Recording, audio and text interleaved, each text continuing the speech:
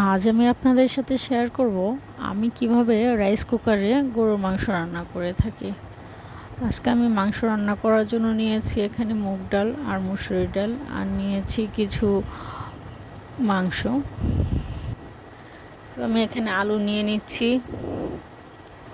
আর আগে থেকে আমি পেঁয়াজ আর কিছু কাঁচামরিচ এখানে কেটে নিয়ে নিয়েছি।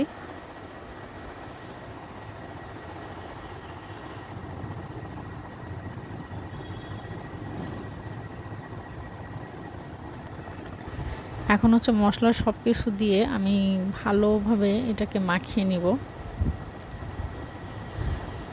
যেহেতু আমি রাইস কুকারে বসাবো, তাই এটা আমাকে অনেক ভালো করে মাখাতে হবে যাতে মাংসের ভিতরে ভালোভাবে মাংসের ফ্লেভারটা যায়। এখন আমি এখানে পরিমাণ মতো পানি দিয়ে রাইস কুকারে বসিয়ে দিলাম।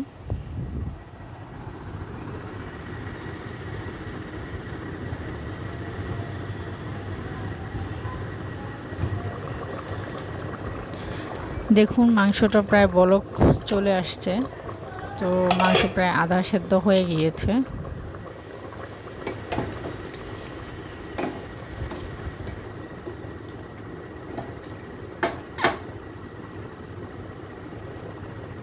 আমি একটু নেড়ে চেড়ে দিলাম, নেড়ে চেড়ে আবার ঢাকনা দিয়ে দিলাম।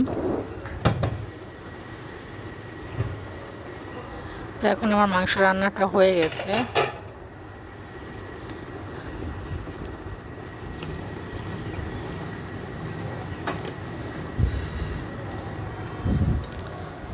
চুলায় যেরকম রান্না করলে প্রায় যেরকম হয় ওরকমই হবে।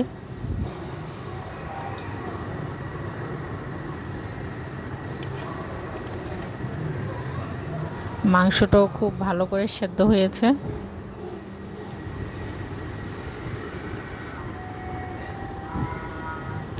ধন্যবাদ সবাইকে।